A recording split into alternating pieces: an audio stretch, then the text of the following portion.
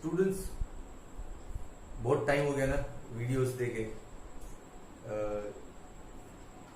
Actually ये 11th का admission procedure चल रहा था, that's why very busy hectic schedule, lots of meetings with parents, but finally we overcome that, now free. तो अभी आपके लिए शूट स्टार्ट कर रहा हूँ, अब स्पीड में आएगा, दनादन दनादन दनादन, ठीक है। तो अब हम चैप्टर 2 स्टार्ट कर रहे हैं। चैप्टर 1 हमने कंप्लीट कर लिया, ठीक है। चैप्टर 2 में वोल्टेज एंड कैपेसिटेंस पे बात होगी। अब हम चैप्टर 2 पे बात करेंगे। चैप्टर 2 में होगा voltage and capacitance. It's a important chapter, सीखने का बहुत है, सीखना बहुत ही है। जो इंटरेस्टेड बच्चे ना, जिनको फिजिक्स का यूं नशा होता है, उनको तो ये चैप्टर मजा आने वाला है, ठीक है। और इसमें सबसे पहला बात है, इलेक्ट्रिक पोटेंशियल एनर्जी पे आज डिस्कशन होगा पूरा, इलेक्ट्रिक पोटेंशियल एनर्जी। लेकिन उससे पहले एक दो और डिस्कशन है छोटी, जैसे ये ग्रेविटेशन फोर्स है, स्प्रिंग का फोर्स है, ये सारे कंजर्वेटिव फोर्स है। इस पे 2-3 पॉइंट लिखते रहे, अपनी थॉट लगा, जो 11th में पढ़ा है उसके बारे में कुछ बात करते हैं तो कर सकते हैं ना। ग्रेविटेशन फोर्स कंजर्वेटिव क्यों है, स्प्रिंग का फोर्स कंजर्वेटिव क्यों है, फिर इलेक्ट्रिक फोर्स भी कंजर्वेटिव है, मैग्नेटिक फोर्स भी कंजर्वेटिव है, क्यों है ये सारे कंजर्वेटिव। तो इस पे 2-3 बातें हम कर सकते हैं, हमको आता है। देख, तो ऐसे तो जो बच्चा 11th मेरे पास पढ़ा है उसको अभी अगला 2-3 मिनट कुछ नया नहीं लगेगा, लेकिन जो बच्चा पहली बार देख रहा है ये वीडियो, उसके लिए खास है। एंड पोटेंशियल एनर्जी और काइनेटिक एनर्जी का कंसेप्ट कैसे देख। पोटेंशियल एनर्जी जनरली क्या होता है, तो किसी भी ऑब्जेक्ट की पोजीशन पे डिपेंड करता है कि उसका एनर्जी क्या होगा, उसको बोलते हैं हम पोटेंशियल एनर्जी या पोजीशन बेस्ड एनर्जी, ठीक है। कहां से आता है ये एनर्जी, तो देख, किसी ऑब्जेक्ट को एक पोजीशन से दूसरी पोजीशन पे ले जाना है, एक पॉइंट से दूसरे पॉइंट पे ले जाना है, तो उसके लिए जो रिक्वायर्ड वर्क है, that work is stored into that object in form of potential energy.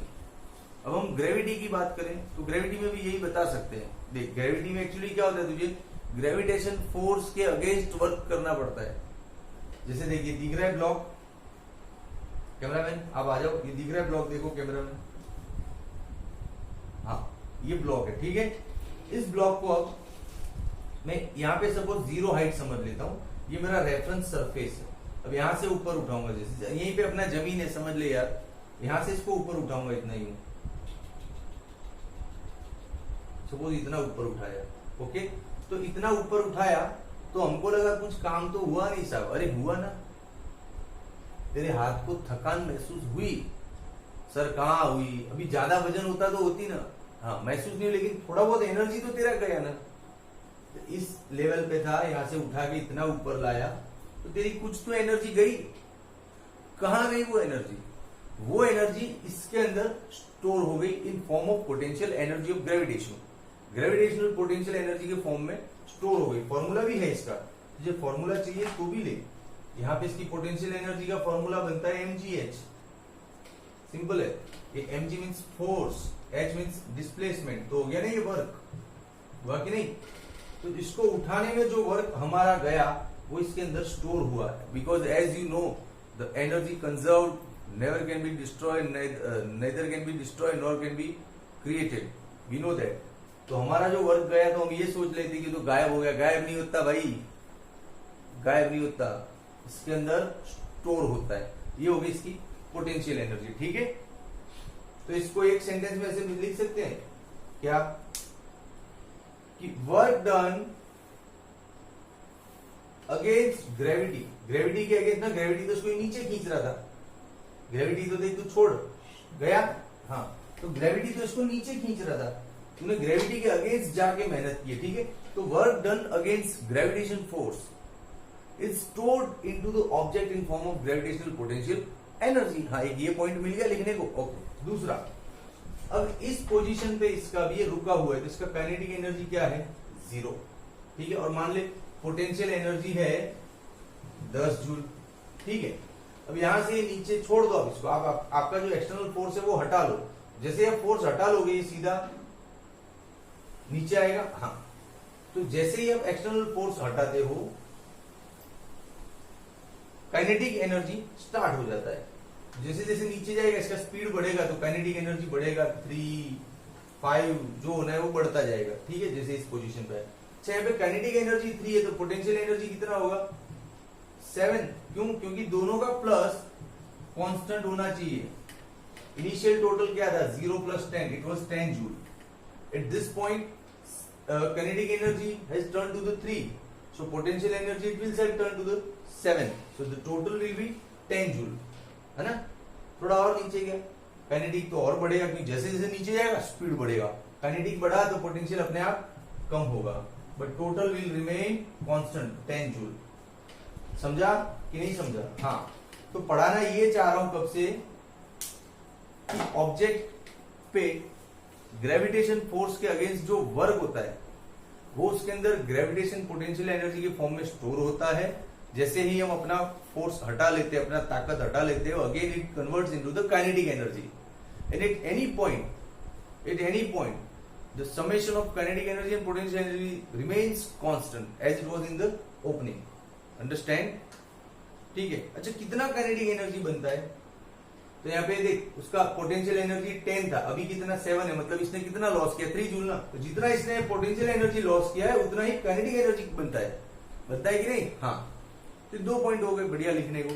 ठीक है, अब कौन से 2 पॉइंट पे? पहला, work against gravity is stored into the object in form of potential energy. दूसरा, when we remove this force, when we take away the force, external force, kinetic energy is created, and at any point, at any instant, the total of kinetic energy and potential energy remains constant.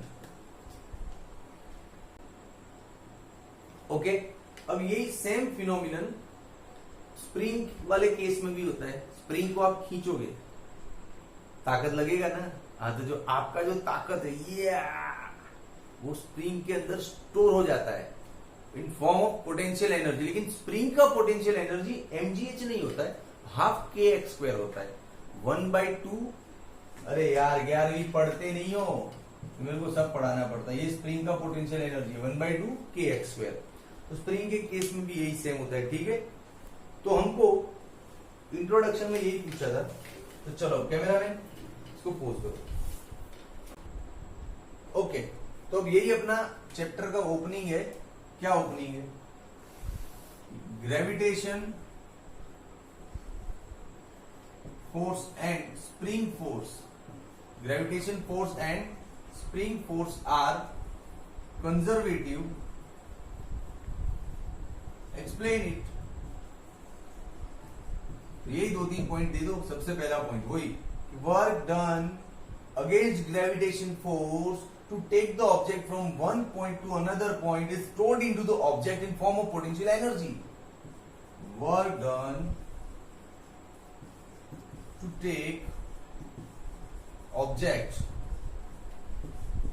from one point to another point against gravity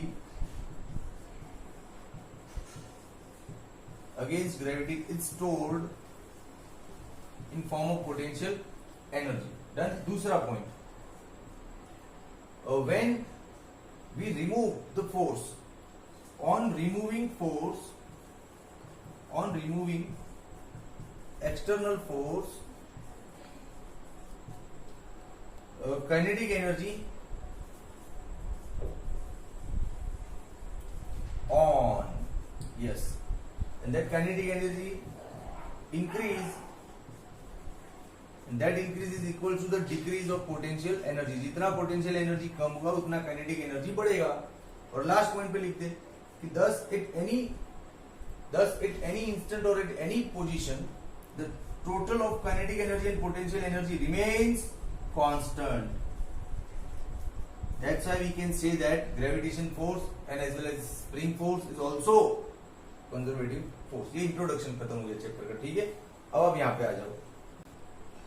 okay, अब इसके जैसा ही same question है कि electric force conservative force है, तो same चीज यार, वही पॉइंट लिख लो ना, क्या समझा है, क्या वही कि इलेक्ट्रिक फोर्स के अगेंस्ट में किसी यूनिट पॉजिटिव चार्ज को लाते हैं एक पॉइंट से दूसरे पॉइंट पे, तो वर्क लगेगा। हाँ बिल्कुल, वो वर्क कहां जाएगा, उस चार्ज के अंदर स्टोर हो जाएगा इन form of electric potential energy. फिर जब हम एक्सटर्नल फोर्स को हटा लेंगे, काइनेटिक एनर्जी आ जाएगा, और काइनेटिक एनर्जी कितना आएगा, जितना पोटेंशियल एनर्जी का लॉस हुआ है।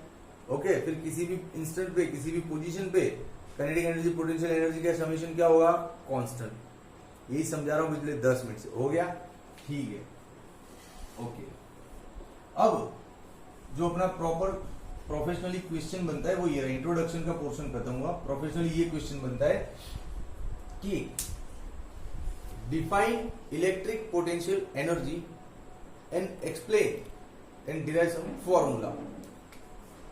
Define and explain electric potential energy, और फिर फॉर्मूला भी देंगे, ठीक है। Electric potential energy, electrostatic potential energy, चल डिफाइन करने के लिए दिमाग लगाते हैं।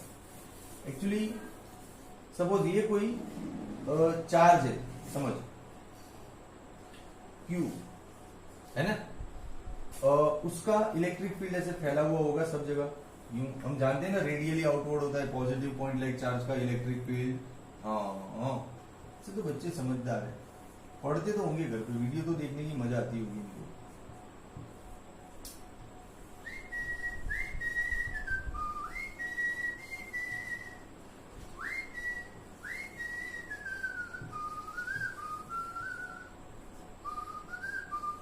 ये क्यू तो घूम गया है, ये रखी। हाँ चलिए, इलेक्ट्रिक फील्ड है, ठीक है। मान ले ये इन्फिनिट डिस्टेंस है, क्या है ये, इन्फिनिट। ओके, इन्फिनिट से किसी यूनिट पॉजिटिव चार्ज को उठा, यहां से यूनिट पॉजिटिव चार्ज मान ले क्यू है, उसको उठाया, यूनिट पॉजिटिव चार्ज को इलेक्ट्रिक फील्ड में लाया, इलेक्ट्रिक फील्ड में लाया किसी एक पर्टिकुलर पॉइंट पे, सपोज यहां पे लाया, तो फील्ड के अगेंस्ट वर्क हुआ ना, क्यों, क्योंकि तू जिसको लाया वो भी पॉजिटिव और ये जो है वो भी पॉजिटिव, ये क्यू है रे भैया, क्यू चार्ज है, ये चार्ज है इसीलिए तो उसका इलेक्ट्रिक फील्ड है। तो ये भी पॉजिटिव, ये भी पॉजिटिव, तो इसका रिपल्सन फोर्स होगा यहाँ पे, रिपल्सन फोर्स यूं धक्का मारेगा और तुझे उसको इधर लाना है ना, तो रिपल्सन फोर्स यूं धक्का मारा है तो तुझे इसको दबाना पड़ेगा ना। मैग्नेट में ऐसा देखा है आपने, मैग्नेट के पता है, दो आइडेंटिकल पोल आ जाते हैं सामने, साउथ साउथ, तो मैग्नेट चिपकता नहीं, ताकत लगाते तो यूं फिसल जाता है, यूं फिसल जाता है, होता है ना। हाँ वही सीन यहाँ पे सोच कि तू रिपल्सन फोर्स के अगेंस्ट में वर्क कर रहा है, तो इसको लाने के लिए इलेक्ट्रिक फील्ड में कुछ ना कुछ वर्क लगेगा, वो वर्क यहाँ पे पोटेंशियल एनर्जी के फॉर्म में स्टोर हो जाएगा। अब ये इन्फिनिट से ही क्यों ला रहे सर, तो उसके लिए पूरा वीडियो देखना पड़ेगा। हाँ पूरा वीडियो देख, एंड तक परफेक्ट आंसर मिलेगा कि सर इन्फिनिटी क्यों लेते टेक्स्ट बुक में। चल तो सबसे पहले डेफिनेशन यहीं से बनाते हैं डेफिनेशन। चलो, to bring positive unit charge from infinite to a given point in given electric field, the work done against electric field, electric field के अगेंस्ट जो वर्क हुआ है, that work is stored into the charge in form of electric potential energy is called, बस वही potential energy. हाँ तो work done या तो work required, work done to bring unit positive charge from infinite to a given point into electric field against electric field is called electrostatic potential energy of that point। ये basic समझ है definition की, ठीक है। अब हमको theory clear करना है ना, तो पॉइंट्स थोड़े डालने पड़ेंगे यहाँ पे, तो पॉइंट्स डालते हैं ना, हम बैठ के डालते थोड़ा पॉइंट्स आराम से। दिख रहा है ना कैमरा में, दिख रहा है, ओके ये दिख रहा है ना पोर्शन कैमरा में। हाँ अब इसके बारे में पॉइंट्स लिखते हैं। तो पॉइंट्स लिखने हैं तो समझ थोड़ा और क्लियर ड्राइंग करते हैं। तो इस इलेक्ट्रिक फील्ड में ना थोड़ा कम ड्रॉ करते हैं ताकि क्या चीजें क्लियर हो। हाँ, सपोज ये आर है और ये पी है, आर से पी तक तुझे लाना है यूनिट चार्ज को, दिख रहा है ना। तो पॉइंट लिख देना मस्त क्या कि in figure electric field of capital Q is shown, in figure electric field of capital Q is shown. दूसरा पॉइंट ठोक दे, a unit charge Q, unit positive charge Q is to be brought from R to P against the electric field. Q के बारे में लिख दे, are से P तक लाना है अगेंस्ट द इलेक्ट्रिक फील्ड, ठीक है। लेकिन यहां पे एक चीज का ध्यान रखना है, ये जो क्यू है ना उसका मैग्नीट्यूड बहुत ही माइनर नेग्लिजिबल होना चाहिए, वरना इसका मैग्नीट्यूड ज्यादा होगा तो इसका भी इलेक्ट्रिक फील्ड निकलेगा, इसका इलेक्ट्रिक फील्ड निकलेगा, वो इसके इलेक्ट्रिक फील्ड को डिस्टर्ब करेगा, तो वो नहीं होना चाहिए। हमको प्योरली इसी का इलेक्ट्रिक फील्ड मेजरमेंट करना होता है, तो ये जो टेस्ट चार्ज है, ये सोर्स चार्ज है, टेस्ट चार्ज को पॉसिबली नेग्लिजिबल रखते हैं, ठीक है। तो वो लिख दे कि Q must be negligible, okay, ठीक है। अब देख यहां से यहां तक लाने का वर्क था, तो वर्क पे है ना मेरे पास, जब भी वर्क का मामला आता है ना मैं थियरी से बाहर चला जाता हूं, क्योंकि वर्क में मेरे पास 3 फॉर्मूले, बोल कौन सा लेगा, डेल्टा के वर्क इज इक्वल टू, या फिर work is equal to F D cos, या फिर work is equal to integration F D R या एफ डी एक्स भी बोलते हैं, कौन सा लेगा। रट्टा नहीं मारना होता है, सिचुएशन समझना होता है। देख अपन ने पढ़ा था 11वीं में कि जब फोर्स कांस्टेंट होता है ना, ये वाला फोर्स कांस्टेंट मतलब 5 न्यूटन है, 10 न्यूटन है, ऐसा कुछ भी होता है तब ये फॉर्मूला लेते हैं, लेते कि नहीं लेते, हाँ। लेकिन फोर्स जब वेरिएबल हो तो ये फॉर्मूला लेते हैं। वेरिएबल मतलब force depends on R square, force depends on time, force depends on X, ऐसा कुछ भी फोर्स के फॉर्मूले में वेरिएबल टर्म आता है, that means that force is variable. तो वेरिएबल फोर्स के मामले में इंटीग्रेशन लेते हैं। अच्छा, यहाँ पे फोर्स वेरिएबल ही है भाई, इलेक्ट्रिक फोर्स है, electric force is inversely proportional to the square of distance, ये वाला रिलेशन बनता है ना एफ, हाँ। तो ये वेरिएबल फोर्स का मामला है, तो हम वेरिएबल वाला ही फॉर्मूला लेंगे, ठीक है। चल आ जा देख अब। तो पहले से ये बताएं फोर्स कितने लग रहे हैं, तो फोर्स 2 लग रहे हैं सर। कौन कौन से 2 लग रहे थे।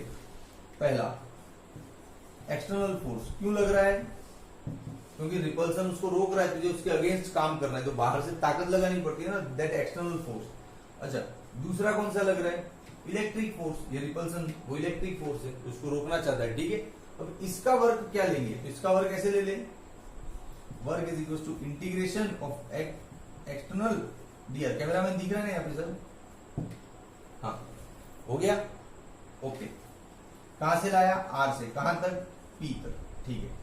फिर ये जो इलेक्ट्रिक फोर्स है उसका वर्क ऐसे लिख लें, F electric dot D R from R to P.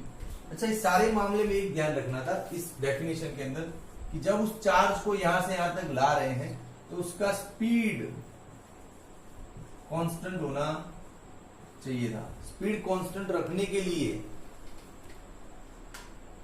Acceleration 0 करना पड़ता है, एक्सेलरेशन 0 के लिए फोर्स 0 होना चाहिए, ठीक है। फोर्स 0 कब होगा, यहाँ पे 2 फोर्स लग रहे हैं, एक तो रिपल्सन और एक तेरा वाला, तो दोनों अपोजिट है, तो दोनों इक्वल होंगे तो 0 हो जाएंगे।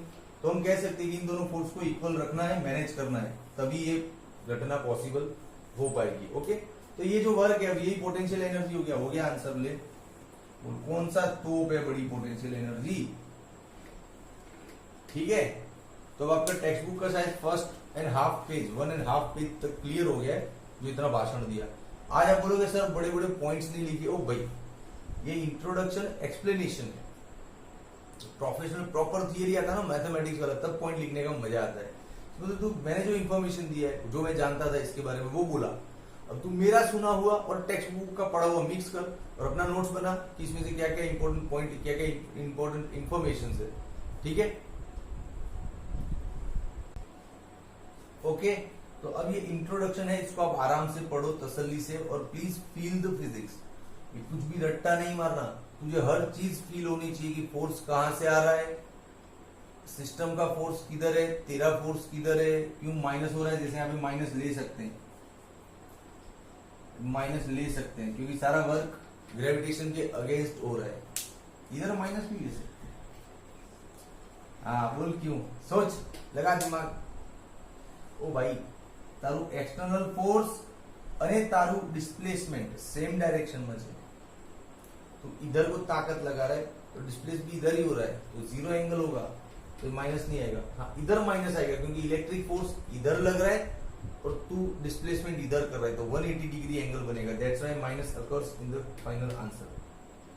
ठीक है, ओके, सब पोटेंशियल एनर्जी है। अब आप लोग कमेंट करो और हाँ आप रेडी हो जाओ, आप धन धना के रोज वीडियो आएंगे डेंजरस डेंजरस, और पूरा प्रिपरेशन करो, किसी की बातों में मत आओ। बहुत से बच्चे ना ये होमवर्क नहीं करते और रीजन देते हैं कि अभी तो सर लॉकडाउन है, कहाँ करेंगे, देखा जाएगा, सब नहीं पढ़ रहे। ओ भाई ये सब बातें लोग लग चुके हैं, मेहनत रात दिन कर रहे हैं, उनको पता है कि ऐसा मौका दोबारा नहीं आएगा जब स्कूल भी नहीं है, ट्यूशंस भी सब बंद है, पूरा 24 घंटा फ्री है, तू घर पे दम लगा के पूरा परफेक्ट प्रिपरेशन कर, तेरा सारा पोटेंशियल डाल दे इसके अंदर यार। ऐसा मौका थोड़ी मिलेगा, जब स्कूल ट्यूशन ओपन हो जाएंगे तब तेरा कितना टाइम स्कूल ट्यूशन वाले खा जाते हैं, है ना। तो it's a golden time for you, use that, use this golden time, okay. And please comment, share, subscribe and like. Take care, bye.